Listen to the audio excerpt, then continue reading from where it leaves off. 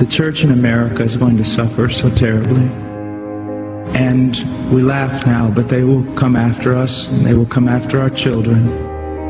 They will close the net around us while we are playing soccer mom and soccer dad, while we are arguing over so many little things and mesmerized by so many trinkets. The net even now is closing around you and your children and your grandchildren, and it does not cause you to fear. You will be isolated from society, as has already happened.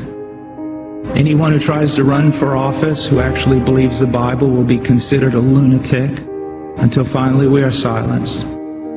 We will be called things that we're not and persecuted not for being followers of Christ, but for being radical fundamentalists who do not know the true way of Christ, which of course is love and tolerance. You'll go down as the greatest bigots and haters of mankind in history. They've already come after your children, and for most of you, they got them. They got them through the public schools and indoctrination, and the university and indoctrination, and then you wonder why your children come out not serving the Lord. It's because you fed them right into the devil's mouth. So little by little the net is closing around, and then it's not little by little. Look how fast things are going downhill just in a matter of weeks.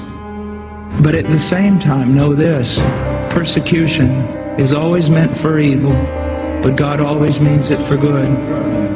And is it not better to suffer in this life, to have an extra weight of glory in heaven? You must settle this in your mind. This is the one thing I want to say over and over. Down through history, you have a wrong idea of martyrdom and persecution.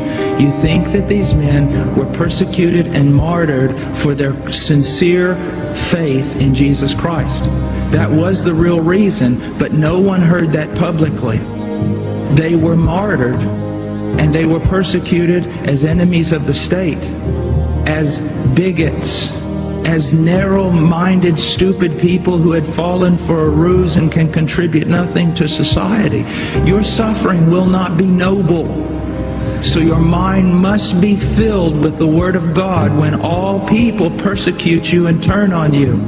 This is no game.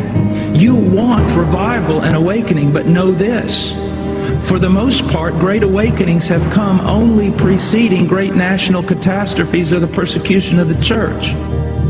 I believe God is bringing a great awakening, but I believe that He is raising up young men who are strong in trust in the providence of God to be able to wade through the hell that's going to break loose on us. And it will be on us before we even recognize it.